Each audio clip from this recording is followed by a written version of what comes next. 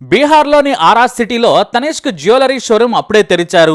ఉదయం 10:30 గంటల సమయంలో సేల్స్ గర్ల్స్ అంతా కూడా శుభ్రం చేస్తూ ఉన్నారు.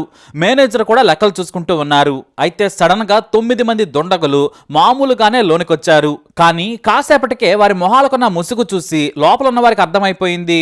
వారికి అర్థమైనట్టు వీరికి అర్థం కాగానే వెంటనే తుపాకులు చూపించి మొబైల్ ఫోన్ స్వాధీనం చేసుకున్నారు. మీరు సహకరించకపోతే చంపేస్తాము అని బెదిరించారు. అయితే కొంతమంది దొంగలు కింది అంతస్తుకు వచ్చారని తెలియగానే పైన ఉన్న సేల్స్ గర్ల్స్ అంతా కూడా చాలా తెలివిగా తన ముందున్న కౌంటర్లోని ఆభరణాలను సొరగులోకి సర్దేశారు. కానీ ఈ లోపే పైన 4 కింద 5 దొంగలు అలర్ట్ అయ్యారు. ఉద్యోగులందరినీ కూడా ఓ గదిలో బంధించారు. అయితే ఓ ఎంప్లాయ్ బయటకు పారిపోయేందుకు ప్రయత్నించగా తీవ్రంగా కొట్టారు. ఇక మేనేజర్ను కూడా వారితో పాటే బంధించి ఉంచారు. దాదాపుగా అరగంట సేపు 5 బ్యాగుల్లో మొత్తం నగలను సర్దేశారు. వాటి విలువ దాదాపుగా 25 కోట్ల పైనే ఉంటుంది. 2 అంతస్తుల్లో ఉన్న నగలను 70% వరకు సర్దేశారు. ఆ తర్వాత అక్కడి నుంచి పారిపోయారు. ఆ వెంటనే తనిష్క్ మేనేజర్ పోలీస్ ఎమర్జెన్సీ నంబర్కు కాల్ చేశారు. సార్, 25 కోట్ల రూపాయల విలువైన నగలను దొంగలు ఎత్తుకెళ్లిపోయారని చెప్పారు ఆయన. అయితే దొంగలు కాలినడకన పారిపోయారని ఆ తర్వాత వచ్చిన పోలీసులకు చెప్పారు సిబ్బంది. ఇటు పోలీసులు షోరూమ్ ను సీజ్ చేశారు.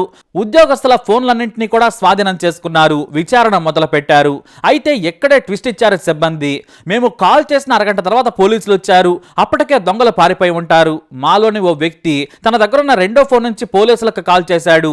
వాడు వెంటనే గాని వచ్చి ఉంటే షోరూమ్ లోనే దొంగలు దొరికేవారు. కానీ చాలా నిర్లక్ష్యంగా పోలీసులు వ్యవహరించారని ఆరోపించడం కొసమెరుపు. భోజ్పూర్ పోలీసులు వెంటనే స్టేట్ మొత్తం దొంగల గురించి పోలీసులను అలర్ట్ చేశారు. ఈ భారీ దొంగతనం దేశం మొత్తం వైరల్గా మారింది. సీసీటీవీ ఫుటేజ్లను చూసి బాబోయ్ ఇదేం దొంగతనమని జనం ముక్కున వేలేసుకున్నారు. మామూలుగా జ్యువెలరీ షాప్ లో దొంగతనం జరిగితే కిలోమీటర్ దూరంలో ఉన్న పోలీసులు సమయానికి రాకపోవడం అందరినీ షాక్ గురిచేసింది. దాదాపు అరగంట సేపు బేపచ్చం సృష్టించారు దొంగలు.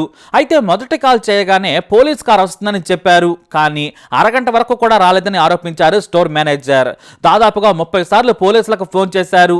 అయితే అరగంట తర్వాత వచ్చి పోలీసులు హడావుడి చేయడంపై ఆగ్రహం వ్యక్తం చేస్తున్నారు తనిష్క్ సిబ్బంది.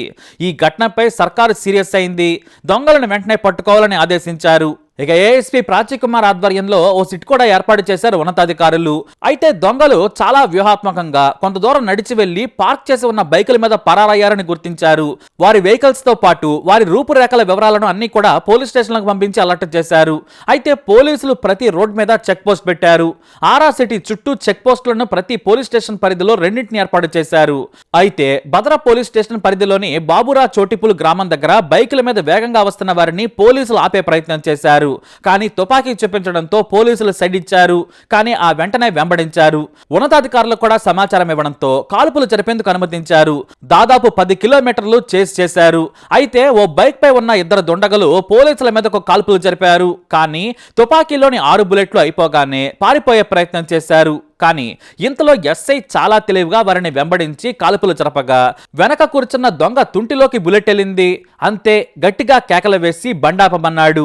సైడ్కి తీసుకెళ్లిన దొంగ వెనకున్న దొంగను కిందికి దించి తాను పారిపోయే ప్రయత్నం చేయగా పోలీసులు మళ్లీ కాల్పులు జరపడంతో అతని కాలికి కూడా బుల్లెట్ తాకింది.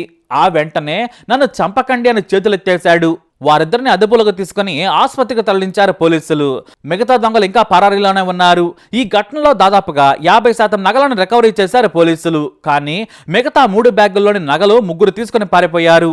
ఇక వాళ్ళలోని 2 దొంగల తల్లిదండ్రులను కూడా పోలీసులు అదుపులోకి తీసుకున్నారు. డీఐజీ షహబాద్ ఘటనా స్థలాన్ని పరిశీలించారు. దొంగలను పట్టుకుంటామని పోలీసులు మీడియాకు చెప్పారు. అయితే 25 కోట్ల నగలను ఎత్తుకెళ్తే అరగంట తర్వాత పోలీసులు రావడంతో జనం ఆగ్రహం వ్యక్తం చేస్తున్నారు. ఈ విషయంపై కూడా ఉన్నతాధికారులు విచారణ జరుపుతున్నారు. అందులో ఓ 2 దొంగల పేర్లు విశాల్ గుప్తా, ప్రదీప్ కుమార్ అని పోలీసులు తెలియజేశారు. ఒకేసారి జీవితంలో సెటిల్ కావాలని దొంగతనం చేశామని పోలీసులకు చెప్పారు దొంగలు. మిగతా వారి కోసం పోలీసులు వెతకటం మొదలు పెట్టారు. అలా ఆరా సిటీలో పట్టపగలే దొంగతనం చేసి వెళ్లిపోయారు. మరి ఈ వీడియో అప్డేట్స్ కోసం మై ఛానల్ ఫాలో అవ్వండి. అలాగే తప్పకుండా సబ్స్క్రైబ్ చేసుకోండి.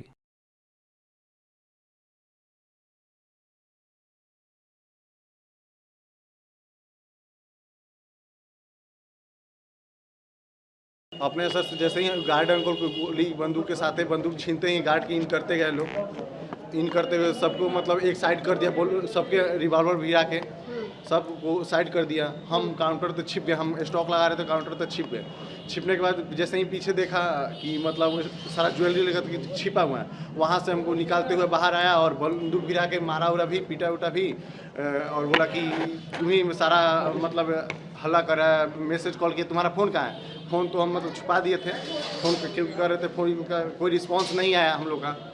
तो फिर मारा पीटा, फिर बोला कि इसको पहले ठोको, इसको यही CID बना है, इसको पहले ठोको, इसको मारो पहले।